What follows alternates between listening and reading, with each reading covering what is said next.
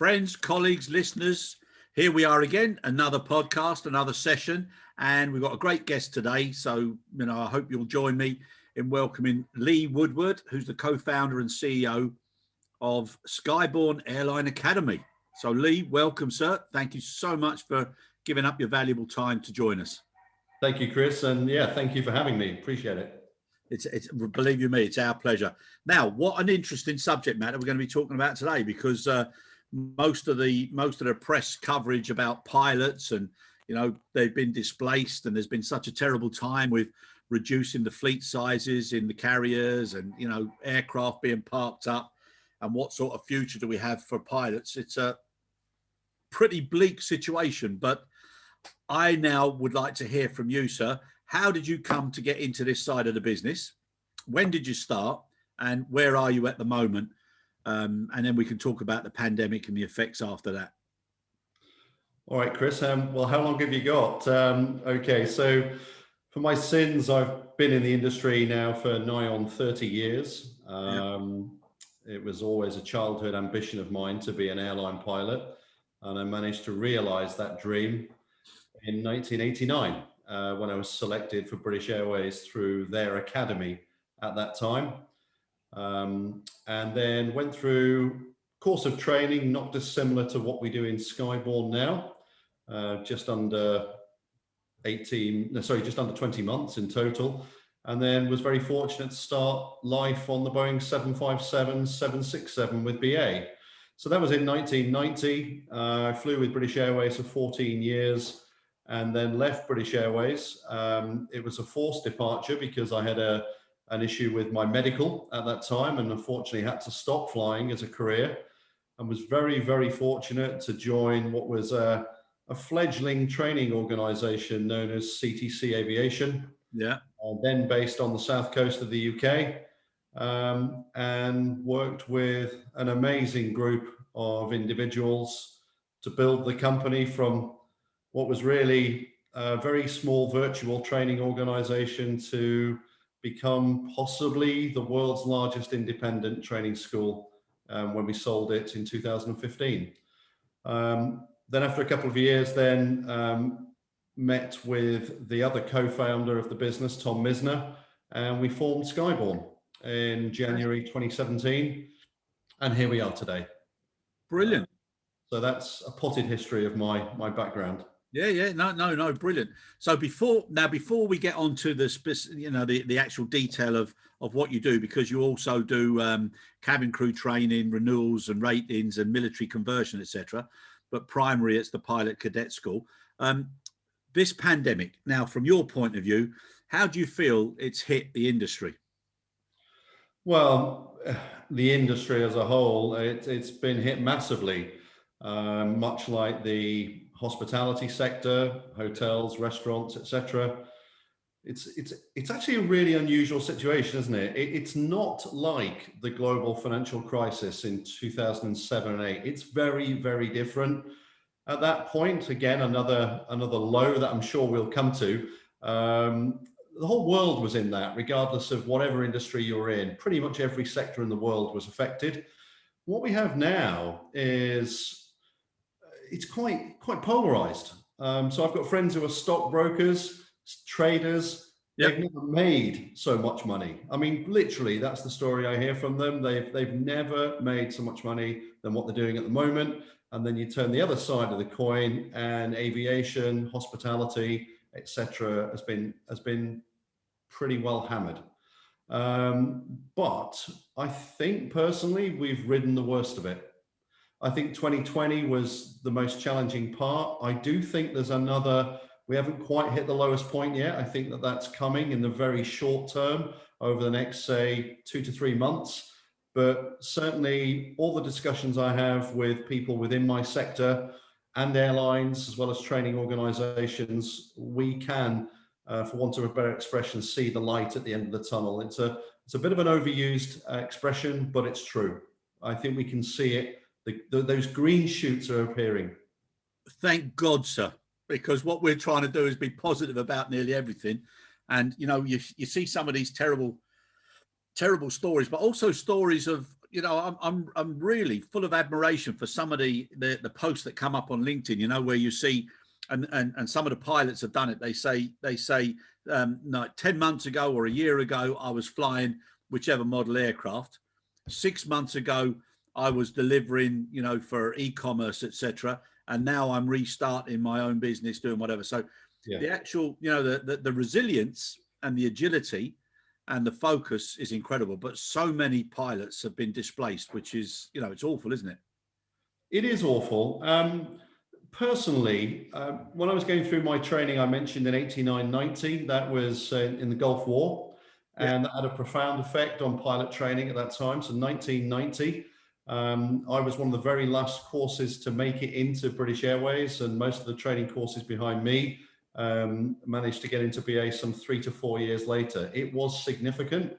I was in the airline business during the 9/11 terror attacks. We saw the effects of that, and massive initiatives like British Airways, for example. I remember one of the days that BA launched a free to fly for the entire global network of British Airways. Every ticket was free on that day. And that was the kind of creative, innovative thinking that BA did at that time. I was then involved in aviation through SARS, through the global financial crisis, and here we are now. So please don't misunderstand me. This is significant, but we will recover. It's not blind optimism. We will recover. Skyborne, you're talking about ourselves. We've been very innovative. We've responded to the market conditions. In some instances, we've led initiatives. We've worked with the UK CAA to change the way we deliver our ground school training, entirely revolutionizing that in some areas. And we'll get through it. We will. That's brilliant. Now, coming to why what you do is so good, and what the extra the extra focus that anybody who goes through your academy gets. So one of the things that I know you do is you do a huge amount of focus at the very beginning, at the origins of the selection process.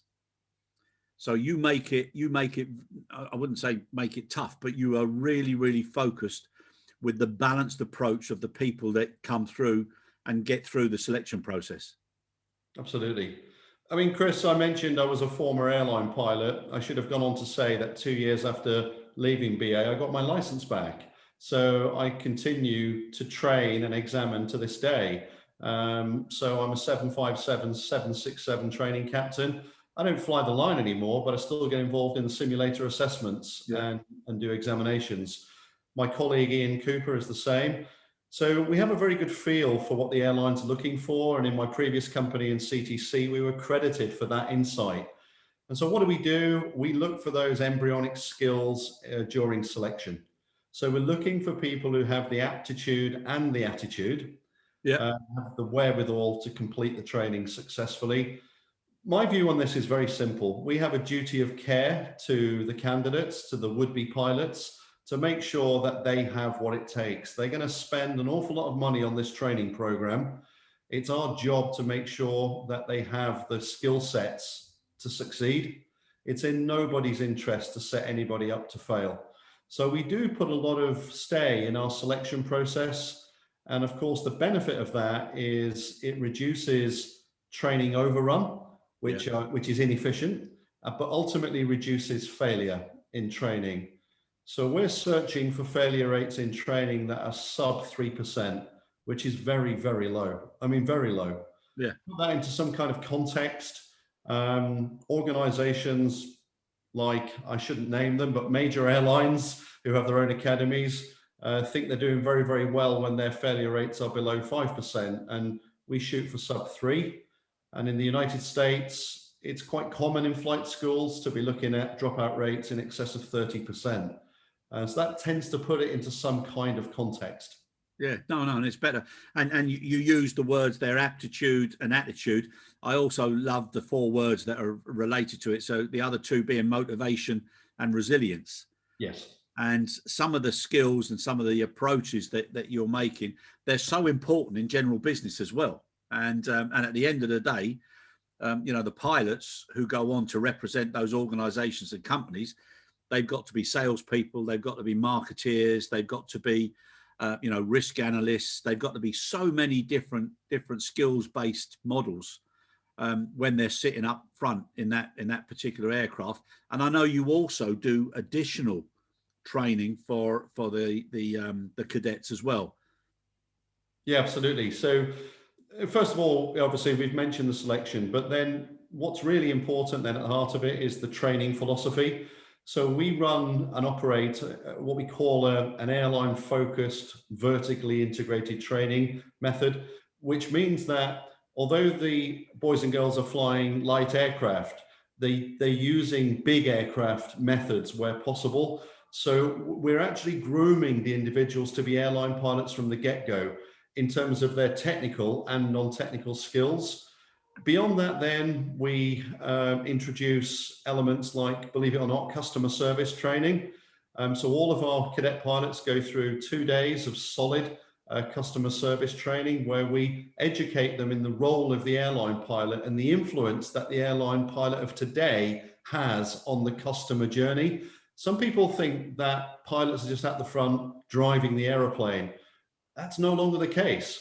Yeah. When you walk through the airport terminal and you're representing your airline, you're wearing your uniform smartly, how you engage with the customers in the airport is important. But even on your way to the airport and on your way home, effectively, whenever you wear that uniform, it's fair game to be expected to represent your employer. And so it's our job to help our trainees. But even with things like managing their social media, the world we live in now, yes. Information is immediate. And so we give the trainees lots of advice. And it's 2 days of really rigorous customer service training. We train them in the art of risk management, which is really important. Some people believe that it's the job of the airline to train their airline pilots in risk management. We think it's a huge wasted opportunity if we don't drill those skills in at the flight school level. Yeah. So yeah, they're some of the USPs that we have in Skyborne. Yeah, no, I think I think it's incredible. And what you're saying about the customer service and also the image, and then being part of that brand and part of that DNA with social media. I mean, my goodness me, it can be a killer. For people posting the wrong issues or being seen in the wrong environment, and having that alertness all the time, that awareness is so important. It's quite enlightening when you run these courses, how little the guys and girls have considered it. It really is. And suddenly there's this sort of wake up call that, I've got to be careful what I put out there. I'm not about stifling people's ability to communicate and freedom of speech. That's not what I'm talking about. I'm talking about putting silly things perhaps that sometime in the future you could regret doing. So our job is to try and bring a balance to their entire training: technical, non-technical, commercial, customer service, risk management. It's what we're about. Yeah.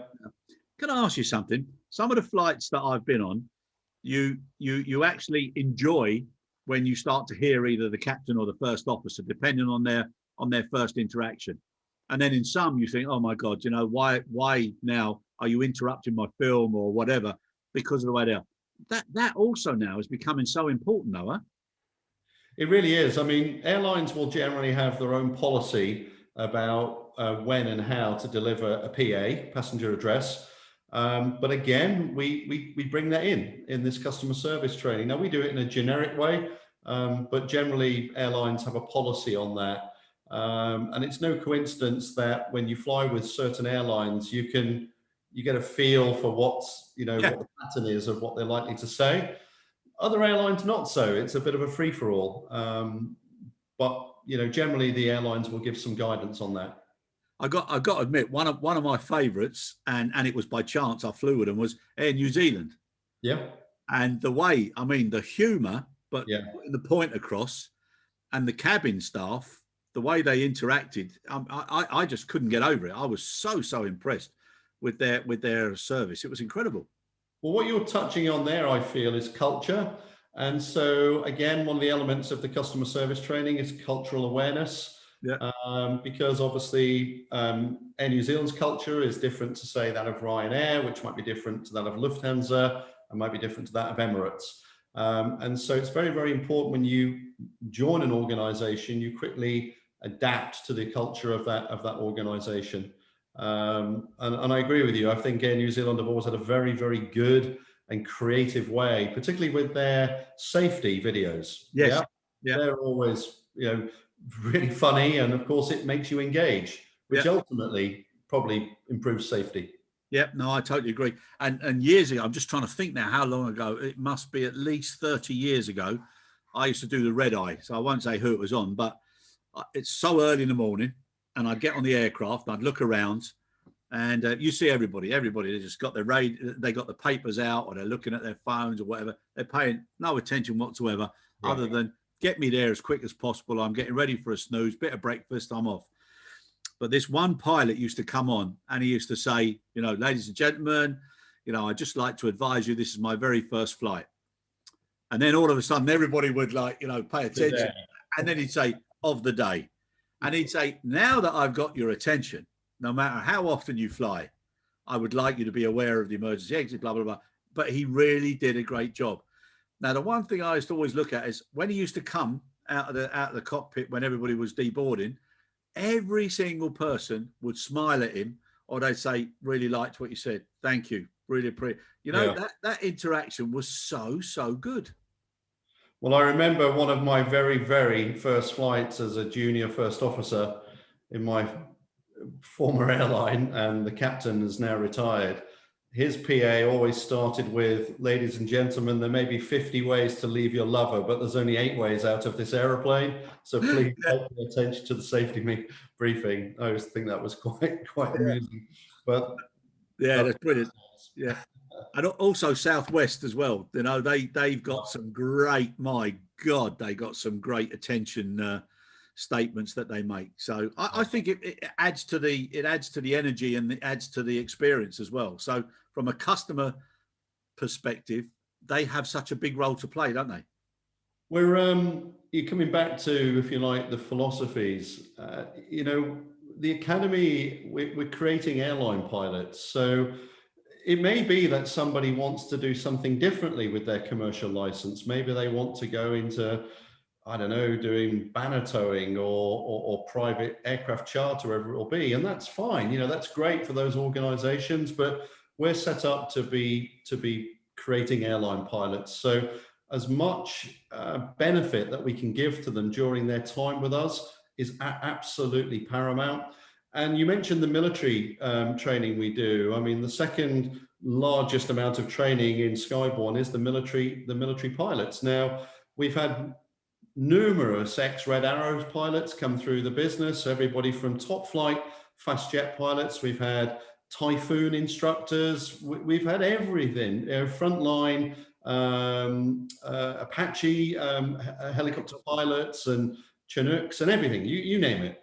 And the thing is, we're very good at taking these pilots with tremendous skill, but not so much knowledge of commercial operations. And in their 10 to 12 weeks with us is not just honing that skill and refining it more to airline operations, but bringing to it the non-technical elements, giving them the background to what life in an airline is like and preparing them as best as we can.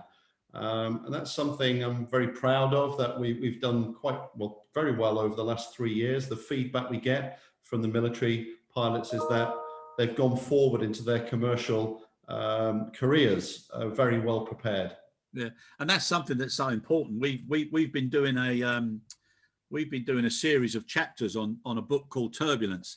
Okay. And one of the points that David Van Miller, the author, puts in there is about how, traditionally people used to do that migration from military into commercial. And that's what gave that sort of air of authority and capability and security from a passenger perspective. And now, as the years have progressed and you've got, lower cost opportunities for people to fly, and people have got different requirements and different expectations from the type of seat that they purchase. Do you think that's going to change a little bit now coming out of the pandemic? So instead of people wanting to have as cheap as possible and doing away with a bit of comfort or doing away with a bit of in-flight services, etc. Do you think that model is going to change a little bit moving forward? No, I think the low cost carriers will continue to thrive. I really do. I think ultimately, let's say the vaccines that are being rolled out at the moment are successful, and let's say over the long term it becomes similar to the way we handle flu with annual flu jabs, etc. I do think that we will return to type, and I think ultimately for certain markets the price is sensitive. I think frequency of travel and also, if you like, the granularity on destinations is super important. I think we'll see a shift from very large aeroplanes or away from very large aeroplanes in favor of smaller jet travel and more frequent travel. So ultimately, I think passengers want to be safe. I think they want to fly and have good value for money in reasonable comfort. But I think then frequency and choice of routes, a destination is really important. And I can see the airlines cottoning onto that. It's what Ryanair have done so well. Ryanair has circa 80 bases and has a huge network and tremendous frequency. It's no coincidence that they've been very, very successful. And similar, you mentioned Southwest, that was the original model. And obviously on from that EasyJet. Yeah. But equally, also, there's still a place for, if you like, the legacy carriers. There's still a place for British Airways and Virgin and Lufthansa and certainly Emirates, etc. I strongly feel that these airlines will come back and passenger behavior may be different in the short term, but I truly believe it will revert back to type. Yeah. And please God, let the floodgates open as soon as everybody feels confident and they get vaccinated, the vaccines or the numbers change. So it's such an impact. And coming back to your point earlier about some industries, they're just having a huge purple patch and they don't seem to be affected, apart from obviously lockdowns and restricted what to do with their money. But so many people have been affected. It's incredible, isn't it? Absolutely amazing. It is, but I talked about the green shoots. If I put some fact to that, I think the UK market at the moment is where it is, but obviously we've seen very positive messaging from Ryanair. I saw on LinkedIn the other day that Wizz Air has started recruiting cabin crew for its new bases in Doncaster, Cardiff and Luton, I think it is. Yeah. EasyJet launched, putting something on LinkedIn the other day about cabin crew recruitment coming down the track. And then beyond that, I don't know whether you saw this, but I'll send you a link to it. But Kurt Brunges, who's the managing director of pilot recruitment and resourcing at United Airlines, the biggest airline in the world, he ran a webinar the other night, hugely attended, and the messaging was really, really clear. We are going to be rehiring this year. They've got something in the region of 5 to 600 recruits required through this year. And I saw this morning a similar post from Delta Airlines. Now, when those airlines start recruiting, it's not just the fact that they need 500 or 600 pilots. It's the ripple effect that it has through the rest of the industry with the feeder airlines that move into that. We work very closely with Indigo Airlines. Indigo, something like 65, 68% market share at the moment. And their operation is back towards 60, 65% now of its normal operation. I saw the other day a fact that they managed to still take on 45 NEOs through 2020, and they're continuing with their full commitment. I had a discussion with one of the ex-directors at GMR, who is the organization that owns, I think, 9 of the major international airports in India, and they claim that their market activity now is back to 75%. So we can get a little doom and gloom in the UK and Europe, and in some extent, rightly so. Our market has been very, very hard hit, but it's not the story outside of the UK. Talking to one or two of the airlines in the Middle East recently, And the view was right now they're holding steady and they're starting to plan for growth, which is great. It's what we want to hear. Exactly. Now, can I ask you another thing? You mentioned there now about your experience in the previous downturns that affected pilots predominantly. If you look at that and you look at the way things also changed, where they raised the retiring age of pilots, which was great. It was a great thing because you kept the experience, you kept the cost down when it was necessary, etc. Now, you correct me if I'm wrong, but my understanding would be if you're at a certain age, and a lot of those older pilots would probably be thinking, this pandemic has taught me a few things, and now I'm going to concentrate and do other things. Will there be a fall off at that level as well, which will also add to the shortage? Well, if I just take the very first point. So when the retirement age moved from 55 through 60 to 65, what that did was effectively, to some extent, mask the retirement bulge that was coming with the back end of the baby boomers. Yes. So what we're now seeing is that the tail end of the baby boom generation retiring, and then actually people like my generation, I think, what are we, Generation X? I can't remember, but born in the mid to late 60s through to the mid 70s. I think that's the group that you're talking about, who may be coming into their mid 50s, 57, 58, yeah, have been hit by this downturn and are thinking, you know what, I'm going to do something else. Yeah. I haven't got the energy to go back into it and retrain, etc. So I think that will add to the normal sort of systemic retirements we're going to see. But either way, when I watched the podcast the other day, or the webinar rather from Kurt Brunges, what I found really interesting was they're predicting United alone 10,000 recruits required over the next 10 years. They're averaging 1,000 a year, and all of that is attrition. None of that is growth. Yeah. So throw some growth in there, and that number then changes again. Yeah, it's a very fluid overview, isn't it? And the data, it's incredible. I think I keep coming back to this in every interview I've given. Please I'm not suggesting for 1 second that this hasn't been profound. And I'm not suggesting for 1 second there aren't numerous pilots, particularly in the UK, who've been laid off and are hitting hard times. I think that is a given. But what I am saying is that it is very different to 2007-8 global financial crisis, because the underlying health of not just our sector, but just commerce at large, was very strong coming into the pandemic. It has to be that we will recover. The question is, how long will it take? Yeah, no, I agree with you. And when you're talking now about the additional skills base and the toolkit that you provide to the candidates, you mentioned about risk management. What type of risk management does that cover? So at the most basic level, all of our trainees, before they go flying, complete a risk assessment. And so that looks at everything from their personal well-being, health and well-being, how well rested they are, all the way through to more technical considerations like, have they flown this route before? What's the weather doing?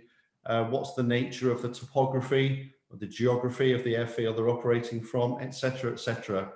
That generates a traffic light system, red, amber, green, and that determines the go, no-go situation, to put it simply. Brilliant. Yeah, okay. And like you said, in business, that's one of the things that caused companies so much of the problems now coming into the pandemic, is the not the lack of, but not the best amount of focus on risk assessment and sustainability of the business, because everybody was assuming everything would tick along the way it was. People are looking at growing market share and not focusing on, God forbid, what would happen if the business was interrupted for a period of time. So that overall risk assessment comes into the business, which they are going to be in charge of that part of the flag carrier that they represent when they're sitting at the front of the aircraft.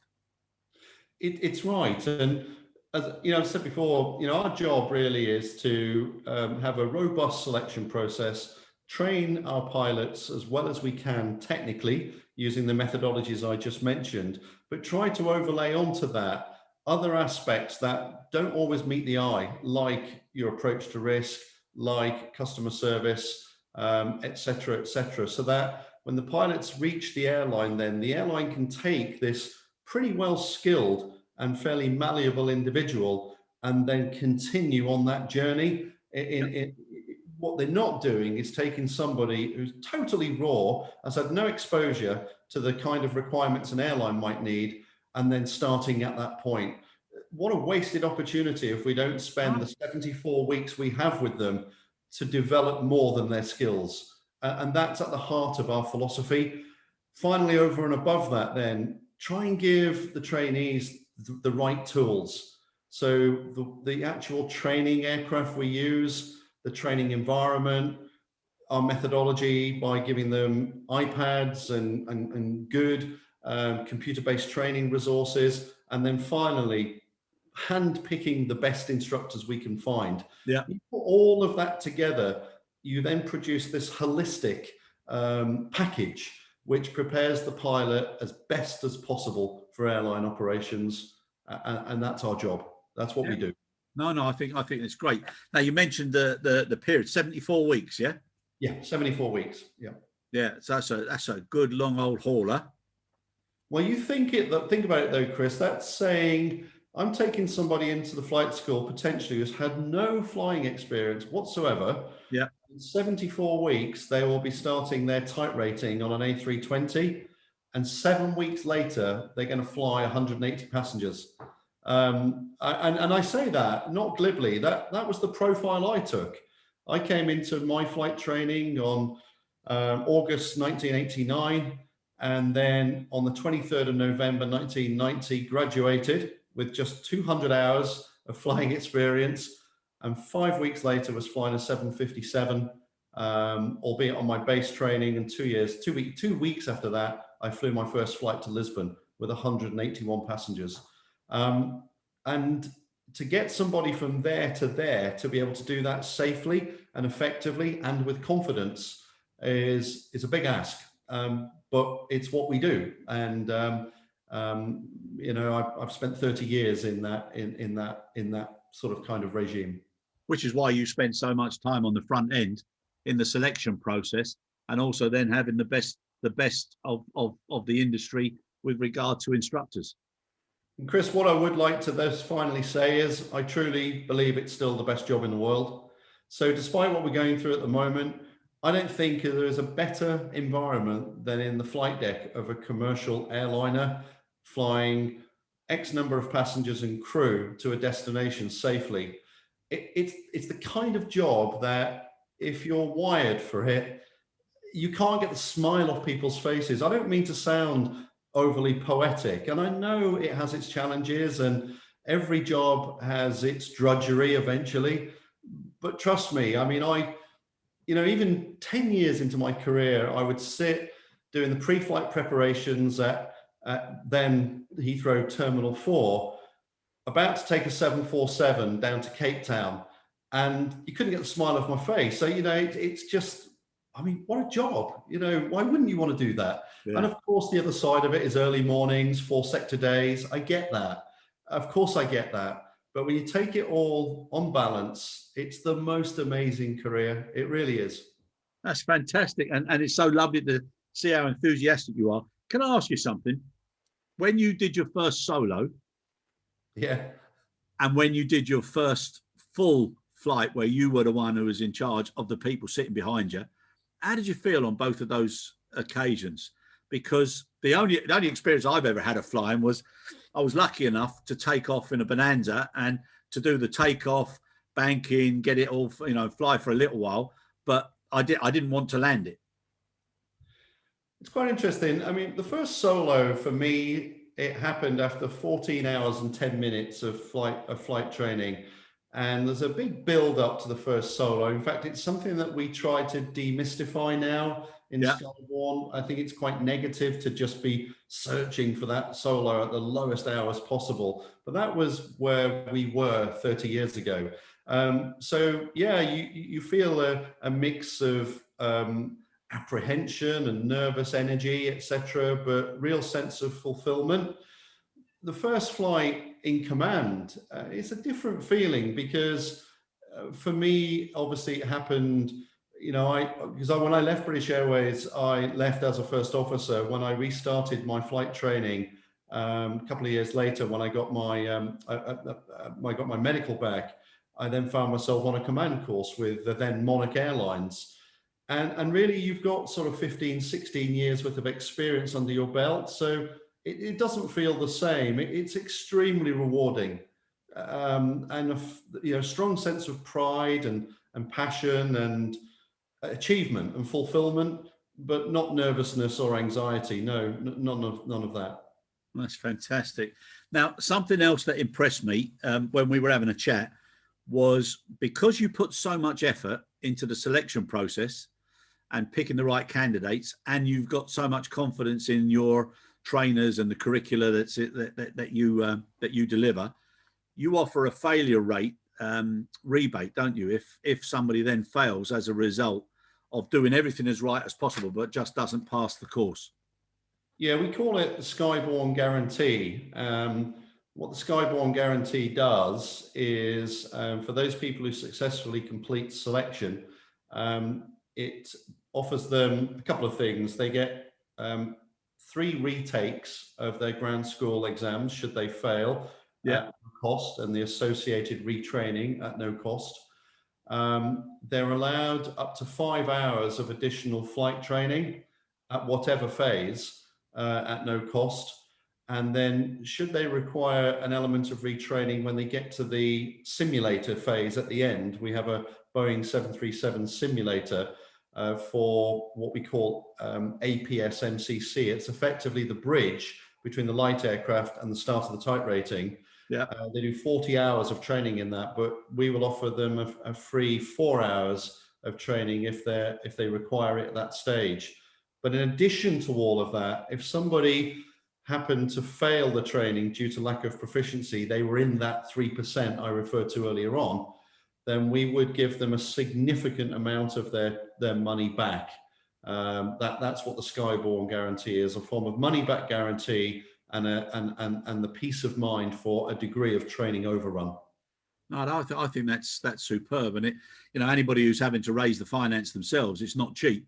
I think that's, if they then pass and they're entered into the course, they must feel, a certain amount of additional support and structure behind them that gives them an extra bit of confidence. Well, whether it's the bank of mum and dad or whether it's a bank that is funding it, it does give the sponsor, if we use that expression, a degree of security, knowing that, should things go wrong, then there's this fallback, and it's significant. It's a significant amount of money. Yeah, no, that's brilliant. That's brilliant. And the other thing that I was impressed with as well is you've got the skills continuity policy. Yeah, so interestingly, that was a response to the pandemic. So we recognized last spring that our trainees who were in training would probably get anxious about the fact that they may struggle to get a job immediately after training. So we thought, what can we do about it? So we've come up with a policy that invites all graduates, people who finish their training, back into Skyborne every 3 months. They go in the simulator with an instructor and they go through a refresher training program so that we don't let their skills fade. And at the end of a year, if they still haven't achieved a placement, we will train and fund their instrument rating revalidation. So what that means in practical terms, if you graduate today from Skyborne, if you complete the training program today, in a year's time, we will revalidate you, and that revalidation will see you through for another 12 months. So you're supported for 2 years after your graduation. And again, it's all about trying to ease that burden, if you like, that anxiety on somebody coming through the training program. Yeah, no, it's fantastic. Now, obviously your enthusiasm and your reflection on being in that seat makes a lot of sense. I just wanted to, there was something that I put here, which I just wanted to read to you, if I may. It says, where have we got here? It talks about, just one second. I'm trying to find it. Oh yeah, this is just from the book. Okay, so they were talking about, and you mentioned earlier about how some people say, you're just a more glamorous driver of a bus with more people, but you drive in the sky. But what David Van Miller said, he put, when next walking down the jet bridge, look to your left and into that rather imposing cockpit, and imagine that you are sitting in the left seat with 500 passengers, yes, real people, 1 million plus pounds of metal, aluminium, engines and fuel behind you, guided by a complicated set of instruments that looks like a video game. It is somewhat sobering. So the next time you come face to face with the pilots of your flight, give them a nod of appreciation and respect. They certainly deserve it. Yeah, I mean, I think nearly every pilot I know, whilst that's a nice sentiment, I don't think that they would at all expect the public, to do that. But I think, the vast majority of flights are routine. Yeah, you've got a very reliable aeroplane, a very robust support network around you, from maintenance to dispatch, you name it. Yeah. And air traffic control these days is very, very good. So even in the most inclement conditions, bad weather, generally, most of the flights, the vast majority of flights are routine. However, I always think about when you go to the theatre and you watch your favourite show, let's say you go to see Les Miserables or wherever it may be, don't you sometimes feel that, my goodness, this feels like they're doing this to me? I'm the only person in the audience, and this is maybe the first time they've done it. That's what professionals do, isn't it? Every time they walk out on the stage, they deliver it like it's the first time. Yeah. And pilots are no different. I mean, I'm probably come across as really poetic again, but nearly every pilot I know, every time they walk into that flight deck, they do it with such professionalism. It could be their 10,000th flight or their first one. And they'll do that through their entire career. Come rain or shine, that's the job. That's the nature of it. If the customers appreciate what we do, then even better. But frankly, that's your job. That's what you're being paid to do. Yeah. I could write a book just on my relatively short time in aviation, when I say at the front line of an airline. And there are people with 3 times the hours I've got. And I could write a book on all the things that we've done and the experiences I've had and the unusual things that have happened. But it's why I love it. It's why I love it. You should write the book. You should write that book. Make sure you do. And the other thing is, you mentioned about theatres, like people go in and they say, like, you talk about like Sully and the Hudson River and, some of the incredible things that have been done. But also, could that ever have been done again by anybody else? And how do people respond when things, whether it's weather, whether it's whatever, then, the question of whether the automation that takes place in the cockpit now, whether or not people as people have got enough sort of experience or enough exposure to those adverse issues that would or would not give them the experience to deal with it in a certain way. Yes, I mean, automation, the man-machine interface, the relationship, there's always been a challenge, and we're all, we've trained that. It's not a recent phenomenon. I mean, when I first started flying the 757, it was a highly automated aeroplane, maybe not as much as today's modern 787 or A350s. But the fundamentals are the same. And so with good training and a good discipline and getting that relationship right between, and I use man-machine, I'm not talking about gender there. Yeah. It's never changed. And I think on balance, the automation is highly desirable and makes the operation much, much safer. The way I view it is by having the automation, it frees you up. It gives you capacity to think about other things. So when the aircraft is flying very, very accurately across the Atlantic and you have a weather cell coming up, 100 miles, 120 miles ahead of you, the ability then to calculate what you're going to do about it, to liaise with air traffic control, maybe other aircraft around you. Knowing the aircraft is very, very safely and accurately managing the flight gives you the ability to manage the aircraft, the operation. And so on balance, for me, by far and away, having the automation is a plus. But we've got to also always be aware of what the limitations are and not allow complacency or over-reliance to kick in. Yeah. That's the key. Yeah, no, it's an incredible profession, and I've got the utmost respect and admiration. Every time I get on a plane, and I've been on a plane an awful lot, I always appreciate that responsibility, capability, and the training obviously is so important. So I think it's great what you're doing. You clearly love it, which is fantastic. So what's the saying? If you love what you do, you never work another day in your life. So yeah, fair play. Yeah, I really appreciate it. Well done. And thank you so much for joining us. And hopefully as many pilots as possible will get into the positions that they deserve and they require and need as soon as possible. But there's one last question I wanted to ask you, and I might be wrong now. A statistic that I heard was that you could fit all female pilots on a 380 as far as numbers in the industry. But that's growing now, and that's becoming a great opportunity as well for both guys and girls. I mean that statistic obviously wouldn't be correct, worldwide for sure. It's a fact that as a sector, we probably sit at around 8%, I would say, worldwide. Again, some regions do better than that and some regions do worse than that, but I would say it's approximately 8%. Yeah. As an industry is woeful. And I know bigger brains than mine have looked at why and how do we address that.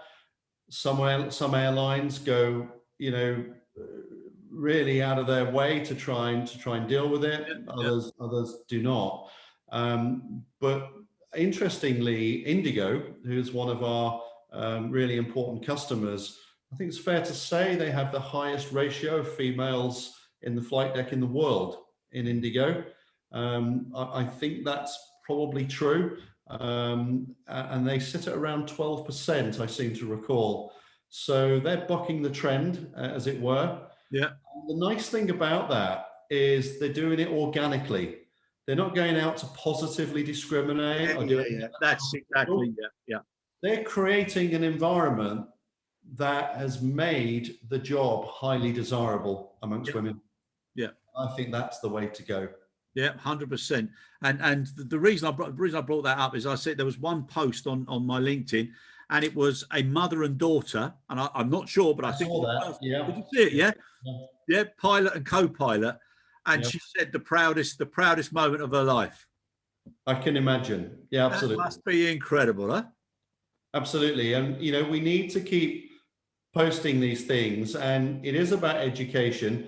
And Chris, I know you want to wind this up, but I've spent the last, 15, 16 years easily, giving presentations and lectures at universities, both in Skyborne and in my previous life in CTC. And at the height of doing that, I was probably giving 20, 30 lectures a year. And often you'd see in the audience, hands go up for questions, and the girls invariably saying, I didn't know I could do that, or how do I do that, or and be a little bit more reticent than the guys. And I think we've not done a brilliant job at promoting the career to females. I mean, I've actually seen it firsthand. I've seen it firsthand as a governor in a school a couple of years ago, and I shall not name the school. Went to the careers advisors and said, guys, I'd like my company to come and make a presentation. It's a girls' school, by the way, about piloting. And head of careers said, why would we do that? I couldn't believe it. Yeah, crazy, yeah. So we have to educate the institutions. It starts at the schools. It starts with career fairs.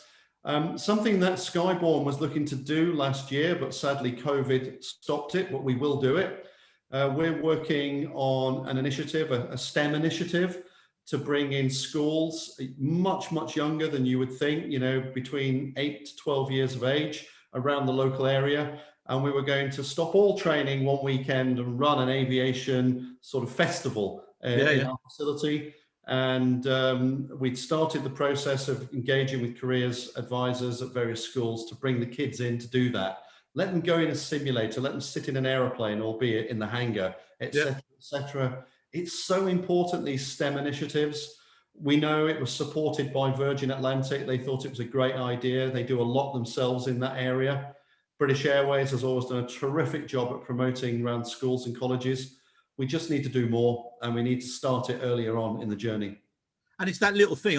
I've always said, no, I've got a son and daughter, you know, and myself and my brothers.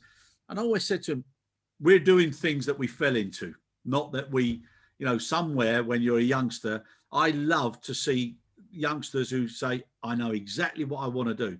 But what you're saying now, that could be the spark or the light that makes them so focused, and that helps them in their schooling and their, you know, their university. It's a great thing. It is, you know, we've got to get out there. We've got to talk about the profession. We've got to get women aviators, you know, to be out there, to be representing this and getting into the schools and colleges, particularly the girls' schools and colleges, and starting this process much earlier on. A friend of mine who was very vocal about this subject, quite rightly, when we were running into pilot shortages 18 months ago, 2 years ago, he used to say, why is there a shortage? We've got 50% of our demographic that is largely untapped. There should not be a pilot shortage. Let's do more about it. Fair play. Nice point to finish on. And thank you again. Really enjoyed the session, Lee. Thanks. No, it's been an absolute pleasure. Thank you. Thank you very much.